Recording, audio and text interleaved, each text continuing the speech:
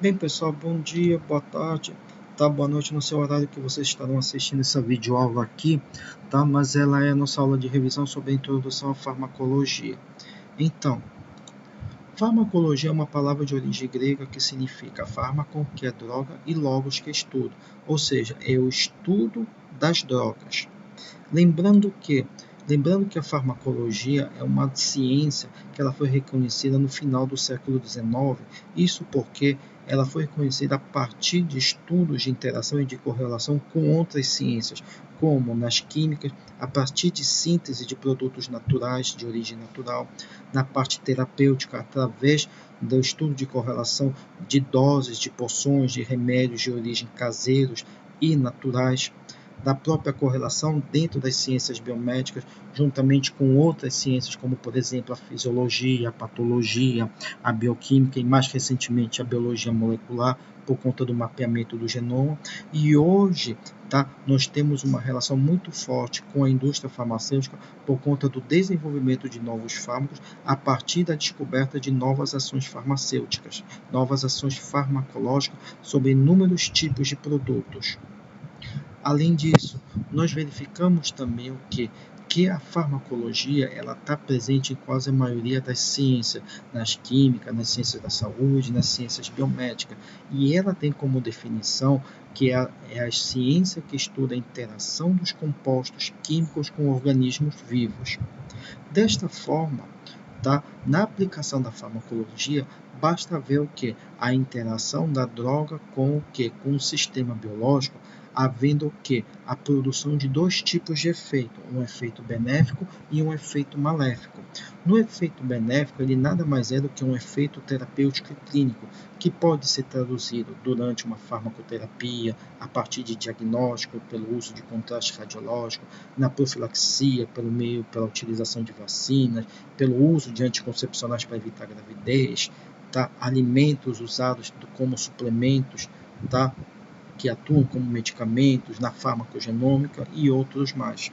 E temos também o segundo, que é o efeito maléfico, que ele é nada mais é do que o efeito nocivo, ou seja, um efeito tóxico causado no indivíduo, que pode prejudicar não somente a saúde, como também o quadro e o tratamento desse indivíduo.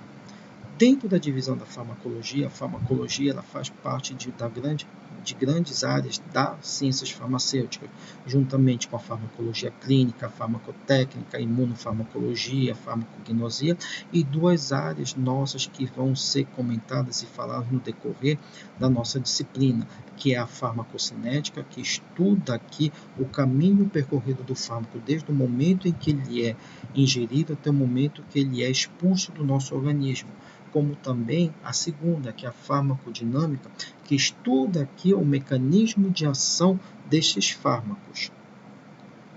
E, atualmente, nós temos aqui novas vertentes, ou seja, novas ciências, novos estudos dentro das ciências farmacêuticas que fazem correlação com a farmacologia, que são quais? A farmacogenética, que estuda a influência genética a partir da resposta de determinados fármacos, como, por exemplo, antineoplásicos e antirretrovirais.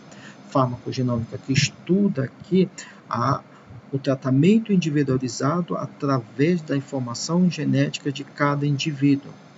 Temos também a farmacoepidemiologia, que estuda aqui os efeitos dos fármacos em nível populacional, ou seja, aqui eu já não estou mais estudando o indivíduo só, eu estou estudando grupos populacionais que precisam ser estudados e correlacionados quando se desenvolve novos fármacos e são liberados no mercado. E, por último, nós temos a farmacoeconomia, que estuda aqui a relação custo-benefício quando um fármaco é desenvolvido, e se esse custo e benefício pode ser absorvido por todas as classes populacionais, desde as mais favorecidas até as menos favorecidas, para haver um grande impacto no comércio desse fármaco. Agora, quando falamos de fármaco ideal, é o sonho de consumo de qualquer farmacologista. Por quê? Porque o fármaco ideal que apresente essas propriedades que estão aqui mostradas para vocês, como efetividade, ou seja, um fármaco ser eficaz, tá seguro, ou seja, que não apresente nenhum risco em relação à tomada de dose, ou seja, que a dose tóxica seja bem baixa e bem inferior à dose terapêutica, seletividade, ou seja, ele ser bem seletivo em relação ao seu receptor alvo, tá? Reversibilidade, ou seja, ele conseguir se desligar esse receptor mediante o uso, tá, de antídotos ou durante a suspensão do tratamento já faz ele se tornar ideal. A fácil administração, ou seja, fármacos que sejam facilmente administrados, tá, e consigam ter uma ação rápida, mínimas interações com outras classes farmacológicas e, por último, isenção de produção de reações adversas, tá? Que fazem com que esse fármaco se torne menos tóxico e menos agressivo ao nosso organismo. Essas são as propriedades importantes, tá? Para, tá, esse fármaco se tornar um fármaco ideal. Agora, alguns conceitos básicos nós temos que falar para vocês durante essa aula de introdução à farmacologia. E um deles é qual? A diferença de fármaco para droga. Fármaco, pessoal, nada mais é do que uma substância de estrutura química definida que tem e que vai atuar, tá, sobre um sistema biológico, levando a modificações na sua função fisiológica. É diferente de droga, porque na droga é qualquer matéria-prima de origem mineral, vegetal ou animal que não apresenta ou que ainda não foi descoberto fármacos constituintes nela. Ou seja, ela precisa ter estudos direcionados, estudos farmacológicos, para se descobrir esses componentes químicos definidos, de estrutura química definida, para ela deixar de ser droga e virar um fármaco aqui. Além disso, nós temos também dois outros conceitos, que é o que? Veículo farmacológico e forma farmacêutica. Quando eu falo para você o que é veículo farmacológico, o veículo farmacológico é o meio em que o fármaco irá se dispersar.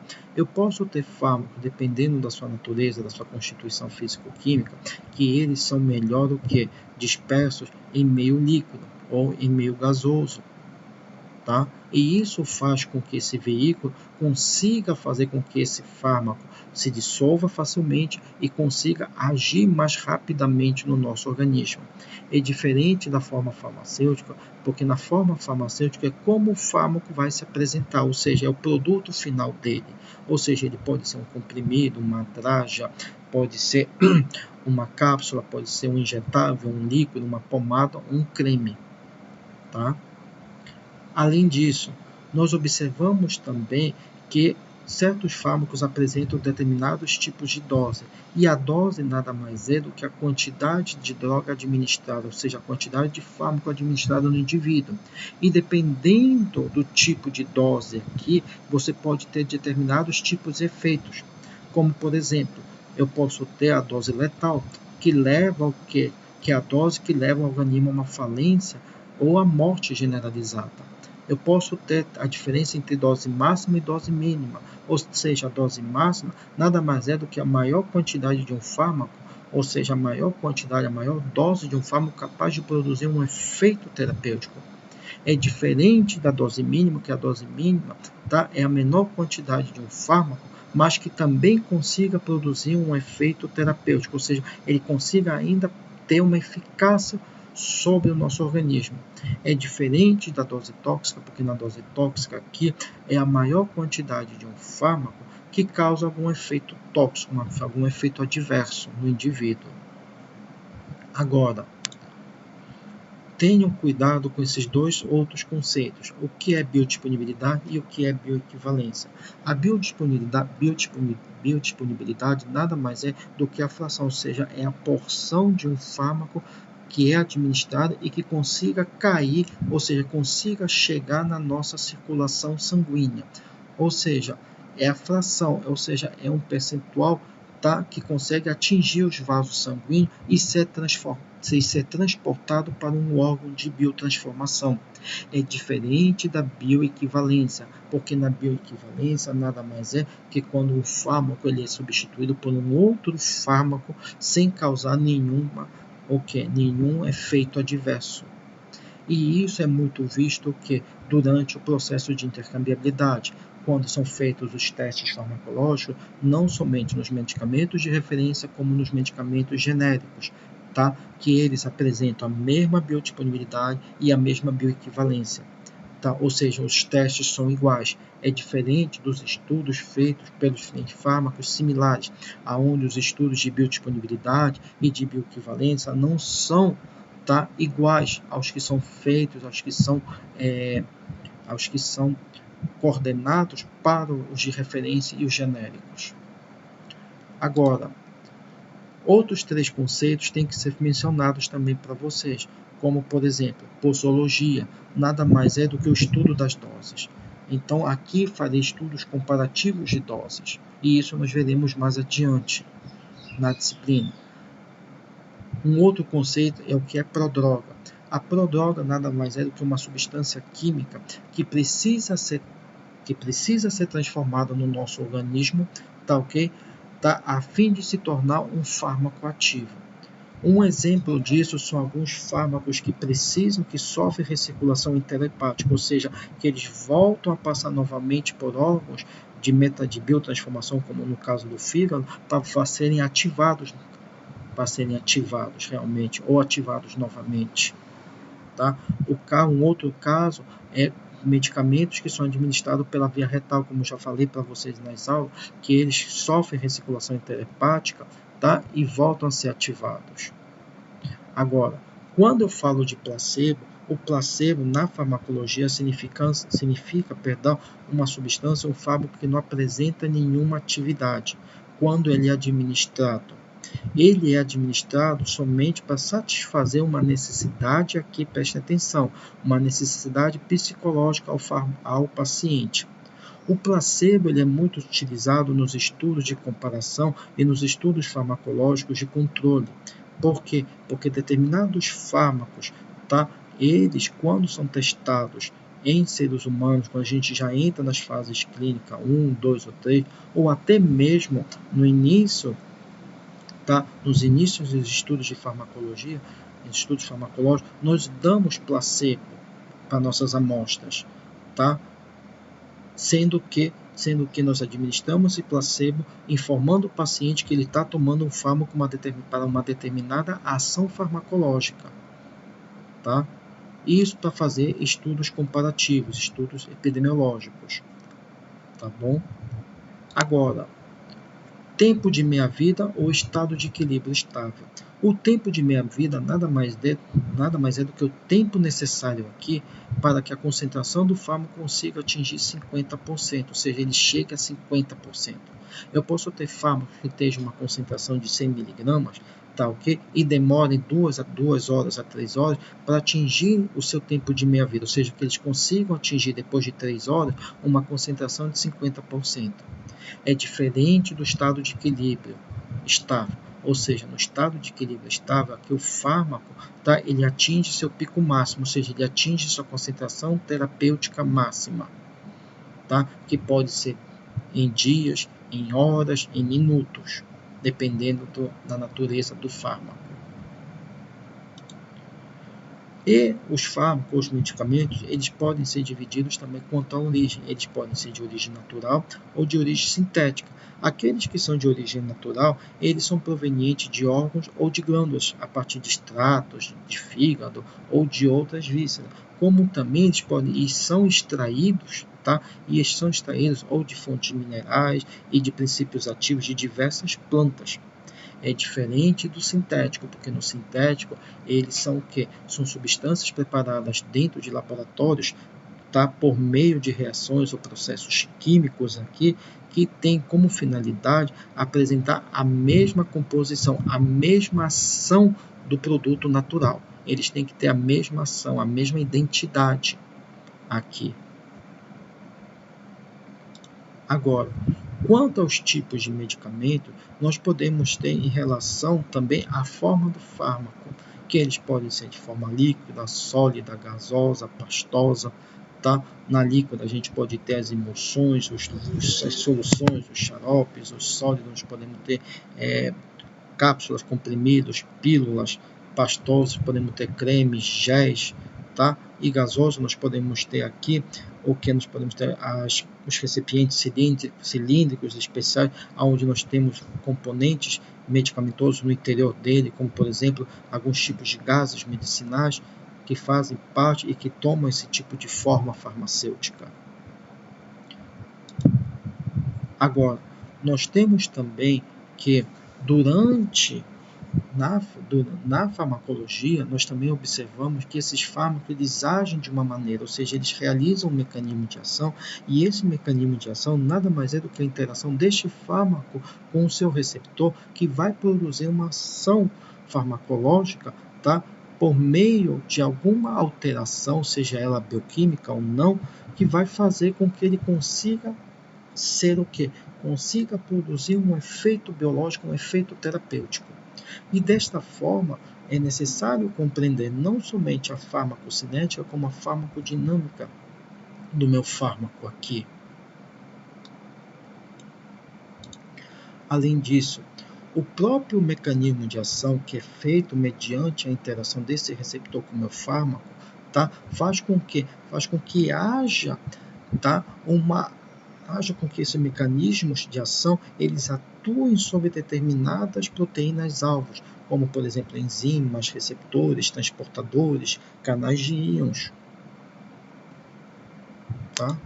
E nós verificamos também que durante a interação fármaco-receptor pode haver o quê? Pode haver uma alta afinidade, ou seja, uma alta capacidade de união do fármaco com o meu receptor, pode haver uma atividade intrínseca, ou seja, uma capacidade de produzir ação através dessa união, ou seja, através dessa afinidade, pode haver a produção de uma ação farmacológica, que nada mais é do que uma mudança conformacional ou de carga, tá? Que o meu fármaco vai provocar durante a interação com o receptor. Posso ter a produção de um efeito farmacológico, que nada mais é do que a manifestação da ação farmacológica. Posso ter também o que nós chamamos de potência, que é a quantidade de fármaco requerida, ou seja, a quantidade de fármaco necessário para se ligar a determinados tipos de receptores para produzir uma ação farmacológica. E por último, nós temos o que chamamos de tolerância, que na tolerância nada mais é do que a perda do efeito pela administração da dose. E essas doses aqui são doses repetidas. E por último, nós temos o que chamamos de tipos de receptores, que eles podem ser de dois tipos: os agonistas, que são aqueles receptores que vão causar alterações na função celular, produzindo vários tipos de efeitos, e os antagonistas, que são receptores que, quando interagem com os agonistas, eles podem o que? Impedir, tá? Causar o impedimento ou a diminuição da ligação com o agonista. E com isso diminui-se seu efeito ou se anula seu efeito farmacológico. E nós observamos vários tipos de antagonistas, de receptores antagonistas, como por exemplo os químicos, os farmacocinéticos, os fisiológicos e os competitivos, alguns tipos de antagonismo, alguns tipos de receptores antagonistas. Lembrando que o antagonismo químico é quando há uma combinação, tá, de componentes numa solução aonde há aqui a perda do efeito de um fármaco ativo. Por exemplo, na interação de um fármaco com um agente quelante, que pode ser um íon metálico, como no caso do ferro, tá? No antagonismo farmacocinético, que nada mais é do que a redução efetiva da concentração do fármaco ativo em seu local, aonde ele vai agir. E essa diminuição da concentração do fármaco, ela pode ser feita mediante o quê? Mediante um aumento na velocidade de degradação do fármaco ativo, ou na redução da velocidade de absorção da substância ativa, ou no aumento na taxa de excreção renal. Pode ser visto. Agora, no antagonismo competitivo, aqui nós observamos que ambos os fármacos, tanto o agonista quanto o antagonista, eles vão disputar o quê? Eles vão disputar os mesmos receptores, podendo ser de duas formas, ou reversíveis ou irreversíveis. Além disso, nós verificamos também aqui que no antagonismo fisiológico, tá, essas substâncias, ou seja, tanto o agonista quanto o antagonista, eles apresentam que ações opostas, mas uma ação anula a outra. Ou seja, independente do local onde eles vão atuar, um interage com o outro e um anula a ação do outro. Tá bom? Bem, pessoal, eu deixo aqui para vocês no final esse exercício que eu quero que vocês respondam para mim e será cobrado e será corrigido na próxima aula. Esse exercício será também postado para vocês, tá? Não somente na plataforma, como também será enviado para vocês no grupo de vocês, tá? No WhatsApp, tá? Bem, pessoal, é isso que eu tinha que falar para vocês, tá? Bom dia, boa tarde, boa noite para vocês. Abraço.